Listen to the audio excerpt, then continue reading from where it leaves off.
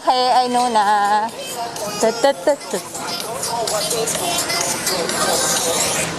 Ay, sorry.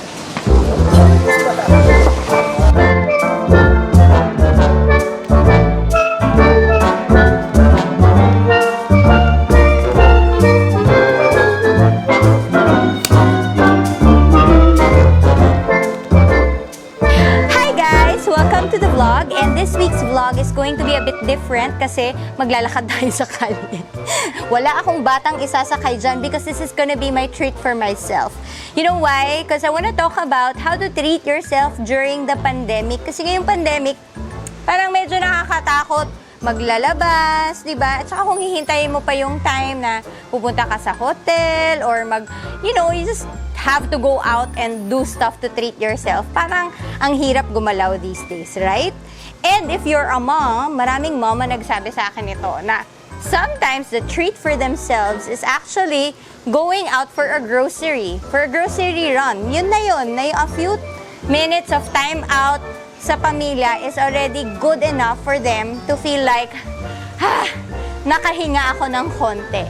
Yan, naririnig nyo lahat ng ambient sound dito sa aming village. And sometimes, that's actually a better sound than kids who are fighting. Kids who are shouting at your ears.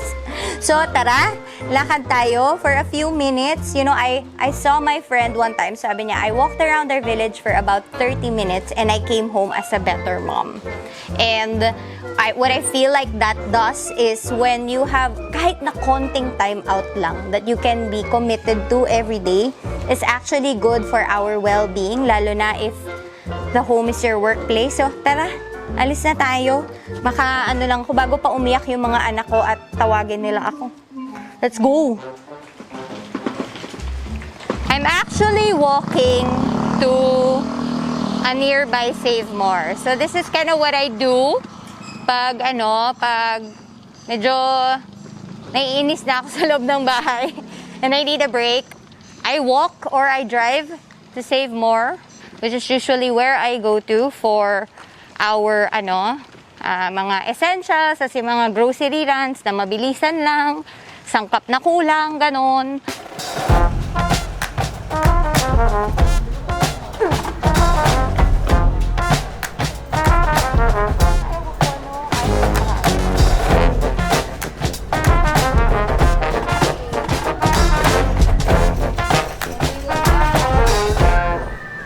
Yan, memorize ko niya.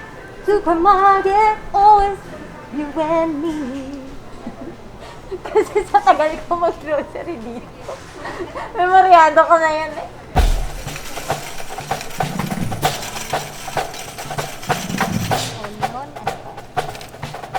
Dahon ng sili lang yung wala. Ala. Philip, mahilig sa scallops. Kailangan lagi may scallops si Sir. Kala niya mura lang to. Yan, kukuha tayo ng mga paminsan-minsan, asukal for the kids. Tsaka, tingnan pa natin, ano pa ba yung mga natin. That's very important to have treats in the house for the kids, lalo na ngayong pandemya. Wala silang ginagawa kung hindi kumain. Maglaro at kumain. Okay, ano pa?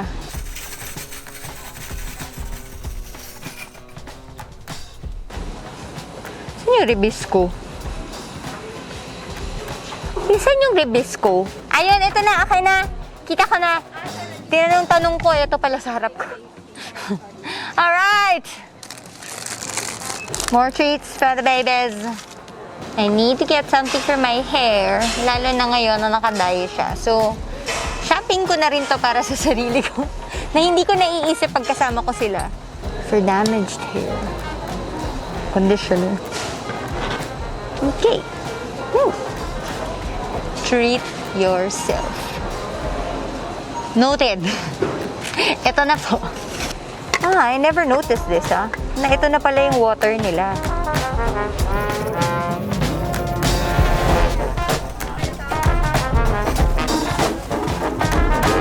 Oh, thank you so much.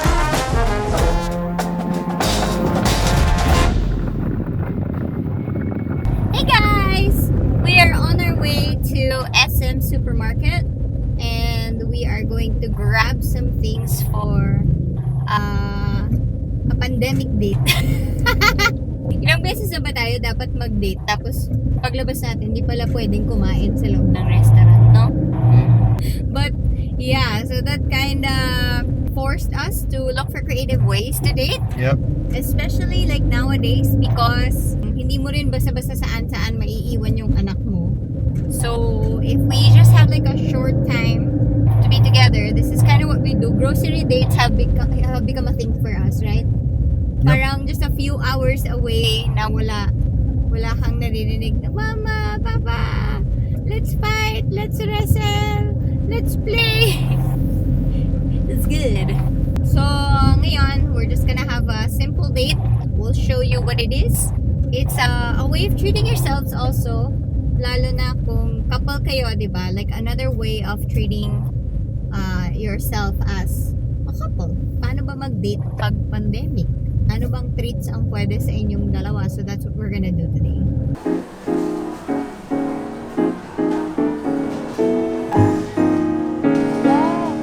Okay, here we go.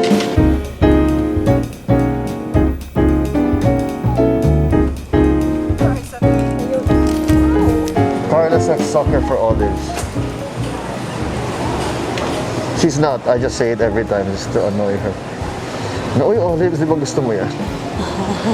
I don't know why, but for some reason, pag ganito yung packaging ng Cornix, parang, uy, masarap yan. Mas legit. Oo, parang mas legit siya sa akin.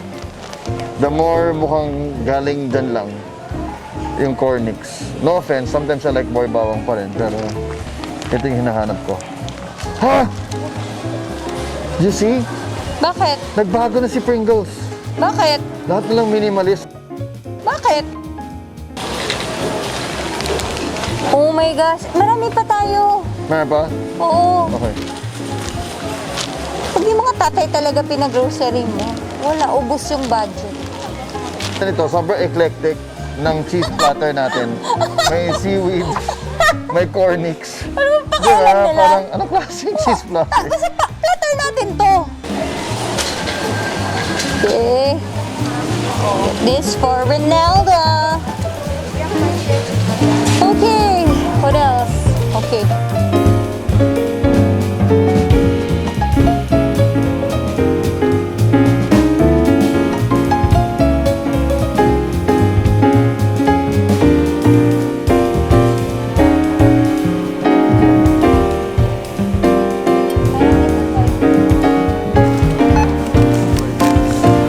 Hindi, okay to. 20 kilos to, kuya. Huwag mo minamalit yung bag ko. Kaya na yan.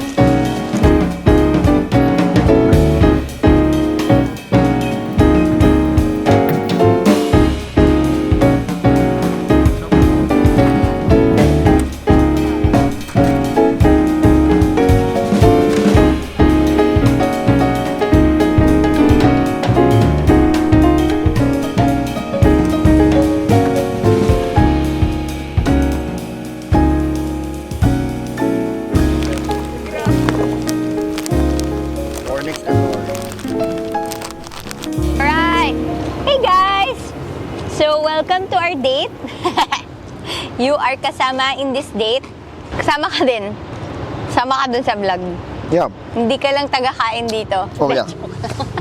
So, we got our treats already. Usually, we can't eat this without anybody else aside from the two of us na nakikigulo, no? Yeah. So, we are eating in peace. And we are going to have some questions. So we prepared some questions. And you guys might like to do this on your date night also. Well, I just like the concept kasi. I don't know where I read it, but the person was saying that sometimes, the longer you're married, you make these assumptions about the other person that, oh, the other one is like this, it's like that. And maybe those assumptions were true, or maybe they're not assumptions, but they were factual. But people change. And is that still true about the person? Or also, if we keep owning the stereotype, let's say like how often I've called you an introvert. Diba? Oh, you're an introvert. Oh, you're an introvert. Oh, you don't like people. Parang ganon. Oh, you vomit every time someone knocks on the door. Parang ganon. Loko lang. Exaggerate. Sabi naman. But I might end up pushing you or pegging you in my mind as that when you're not really that much. I mean, parang... You're not that much or you're not that anymore. Yeah. You know, one Maybe- of the best quotes that I have ever, that I've memorized in my life is coming from Tim Keller in his book about marriage na he said na, I'm just gonna keep eating while you're talking. Okay lang yan. oo, ganun din naman ako eh. Okay, good. Sabi niya, ever since I married Kathy, she has been with 10 different men and all of them were me. Sabi ko, oo nga, no, that's so cool kasi cool and not cool kasi your spouse or your partner will change. Di naman yan stagnant living being yan eh. So hindi siya parang bato na kung paano mo siya iniwan noon, ganun pa rin siya today. Yeah. So, ganun nga. So, kind of like what you're saying, these questions are good kasi some changes along the way, actually, you don't even get to talk about them Yeah, na. yeah. Na ayaw ko na pala yan. Or, Oo, hindi na pala ako yan. or yung Ganun. akala mong ayaw ko, gusto ko na pala. Oo. Like, all this food, you have changed I with know. your eating. I know. O hindi, matagal ko nang gusto to. Yeah, Pero but the I fact eat na more. kakain lang natin, tapos gutom ka na ulit. Tama. So, our appetites change. We change. Sometimes for the better, sometimes not.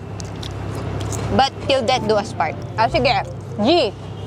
So, agreed on the rules. Ano? Ano ba yung rule? We'll take turns picking a question that we want to ask the other person. But any question you ask the other person, you have to be willing to answer yourself. Of course. Aha. Okay, your turn first. What's something you're glad you'll never have to do again? Go through a tunnel full of cockroaches. What the heck? I had to do that for film. Okay. Like my director, So weird naman. Of course, But- nobody has to do that normally, okay? Ang dali pala dun sa'yo, no? Like, you'll never have to baptize a tiyanak again. Alam mo yan? Like, you have so much in your life that you just Yeah. don't have to do anymore. I don't know, maybe never have to have the pressure of providing for a huge family ever again. Because I was like so scared That's before. true. Na parang pag nawalan tayong trabaho, patay tayong lahat. That was a Ang long ang time, daming, ah. It was like daming 13 hindi years. kakain.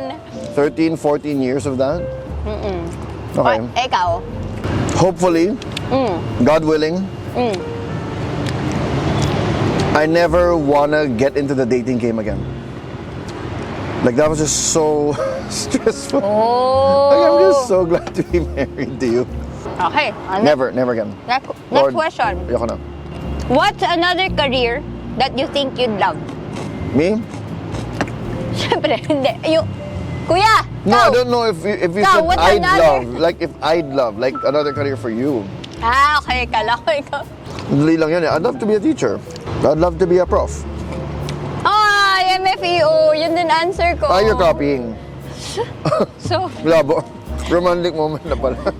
romantic na. Ano ka ba? Yeah. I would like to be, that's my dream in life. I would have either a prof, and then I have a PhD. Ay, ang sobrang babaw lang nung ano na yon na parang feeling ko, kasi forced ka mag-aral. Tapos yun Yeah. lang talaga yung reason ko. Oh. And also to be surrounded by great minds, tapos young minds, alam mo yun. What would you like more of in our relationship? More like this. Parking lot dates. More spontaneous. Ha, we're the same. Totoo? Yeah. Totoo? Yeah. Ay, MFEO. Like more margin lang for stuff like this. Yeah. Whether for us or with the kids or just us. Any. Same. Same. Tsaka gusto ko yung mga parang nagda-drive out. Kahit, alam mo yung mga, eto kasi, hindi ka mahilig sa sobrang effort tapos yun lang pala yung gagawin mo doon. Before. Yun nga. So parang, ako, ganun ako. Parang, I'm for, go all the way to Tagaytay to have bulalo, then back. Ako, hindi ka kaya ganun. No. Eh, hindi naman kita mapilit. Ikaw yung driver, di ba? But before, now I like it, honestly. Oh, di gawin natin. Lika na. Your turn. Ay, ako na pala. What do you feel you are best at? Me? Or that guy pa rin? Kuya! I think it's a thinking thing. Like so much of what people see as a skill, like leading or speaking, is really coming from the thinking. Agree. Sequentially, but also laterally. So almost like a wheel that can roll one way, but you know how they have those wheels that have omnidirectional wheels? Yeah, I feel like I can think in different directions, but that would be it. I don't think I'm that good at a lot of things. It's the thinking that makes up for it, you know? Ako, siguro I'm good at being well-rounded. Alam mo yung parang I can, kind of like you can think many ways. Ako, I can be many ways because parang that's my life. Yeah. To be, and it's not an accident that I'm in the middle of our family. And I've always had to be somewhat old and somewhat young. Mm-hmm. Yung parang I always have to be, okay, ano ba yung kailangan nyo? Ganon. I can, maybe that's a performer in me na what you need for the moment, I will do that for you. Ganon. Yeah. Which is good and bad. I can I see guess. that. But I have another candidate O for sige. you. Ano? Your energy to work. True naman. Oo. Like, ibang klase. It's so weird. It's like, gusto mo pa? I don't think it's bad, I think it's good. I think it's amazing. I love that. Tuloy-tuloy pa kasi. Ang ganda, no? Ganda. Ano, next question. If you could wake up tomorrow having gained one quality or ability, what would it be? Oh, the ability to make a lot of money. Ay, practical pala, no? Oh, pwede naman eh. Oo nga. Pero bakit? Kasi ako, Sige like a superpower, pero tama, that doesn't make sense. because for me, if I know exactly how to make money tomorrow, then I can do a lot of things, a lot of projects that I've been parking just because I don't have the money to do them. Ikaw, ano? Nahiya ka kaya yung mga sagot ko. Cook as good as Migs, our friend, or dance like Christopher Walken. Photoshop. Because I have so many meme ideas that I can't do. True. Alam mo, that because of what you say, Don't change, ikaw ngayon okay. hindi, pero dadagdagan ko yung akin. Gusto ko rin maging parang the ability to not, parang to have like a super bionic body that doesn't get Wait, that's a superpower na. injuries and stuff. Kasi sa akin, gusto ko mag-jump rope forever na never na ako nagkaka-injury. Okay. Your turn. My turn. Sige, last question na. No. Sige. If you were to die suddenly today, what is one thing you would want me to know? Like my last words, almost. I fell in love with you in Chanax 2. In? Chanax 2. Kadire. How romantic. If I was to die suddenly, and I had some kind of premonition, I would really want you to know. Like, I would really want to say, I know you know this, but you must not forget this, that you're not somehow cursed to unhappiness. Because I'm afraid you might think that if I passed away quickly, and you might think, grabe, okay na lahat, hindi pa rin okay. Alam mo yon, yung parang you might find a way to blame you, not you doing it, obviously there's a devil and stuff, but there would be this accusation that somehow you ruin things, somehow you don't deserve things, na parang no, it was amazing the whole time I was alive with you. I loved every minute of it, and God will continue to watch over you even when I'm gone. And you're gonna continue to have an amazing life with our sons.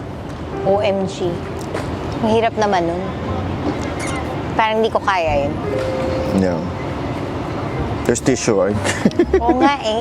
Naiyak na nga ako, niisip ko palang. Yeah, why did you choose that question? Ba't ba yun yung question ko?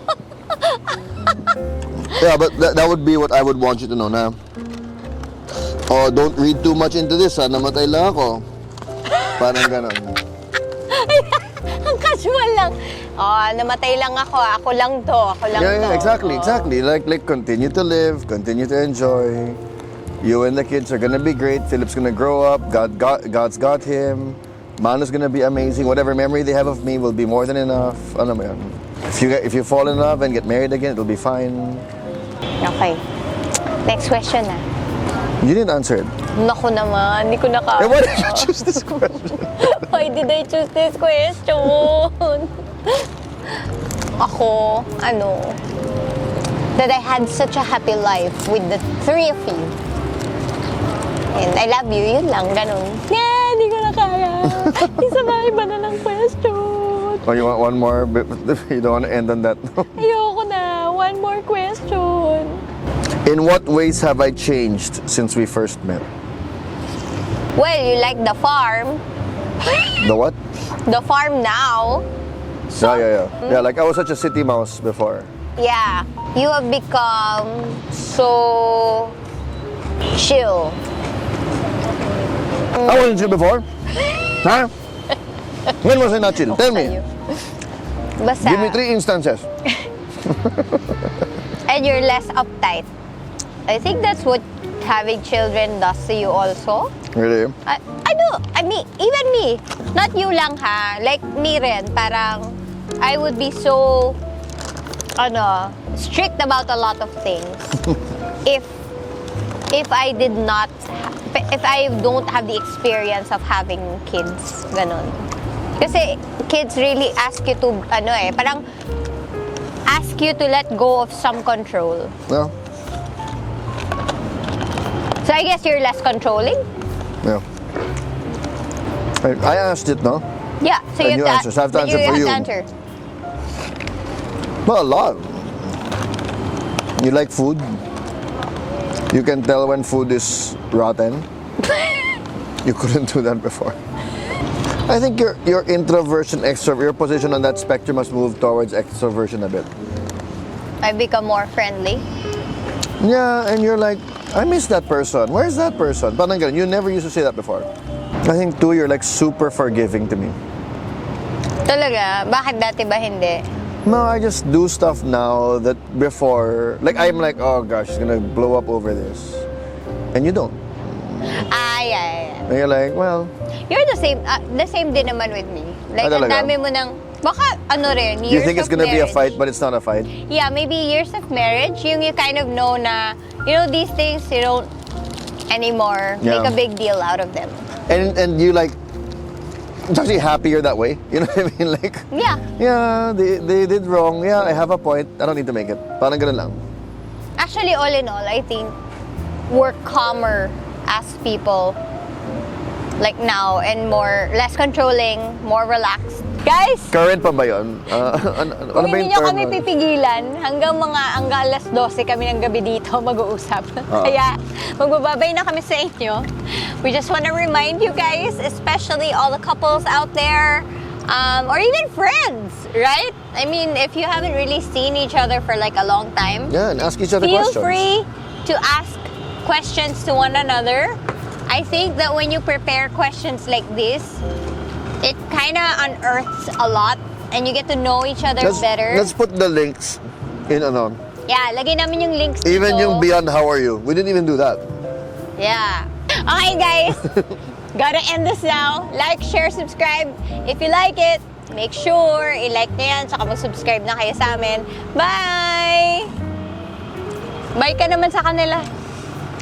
Bye.